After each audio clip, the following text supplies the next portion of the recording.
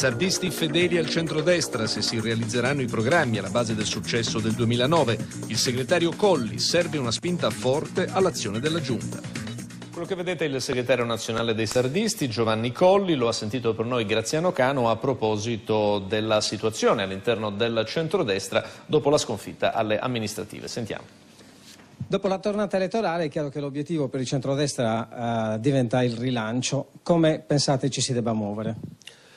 Il rilancio inteso come rilancio dell'azione di governo. I cittadini non sono molto interessati ai rilanci dei partiti o delle coalizioni, sono interessati a che si dia una spinta forte nel dare le risposte a tutte le problematiche che ci sono in questo momento. Noi abbiamo certamente la necessità di realizzare un piano straordinario di sostegno alle famiglie e alle imprese. Abbiamo fatto un'azione forte per il diritto dei cittadini alla mobilità da e per la Sardegna con la flotta sarda. Abbiamo avuto un impegno importante di tutta la coalizione sul referendum per il nucleare, ma rimangono molte cose ancora da fare. Metterete dei paletti per restare nel centrodestra, quali?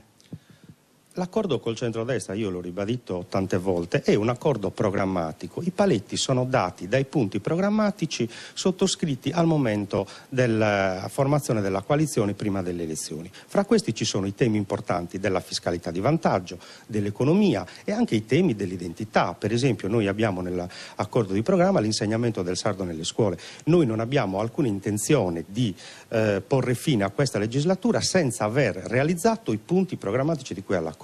Tenga conto che anche l'aspetto culturale identitario è molto importante per la Sardegna.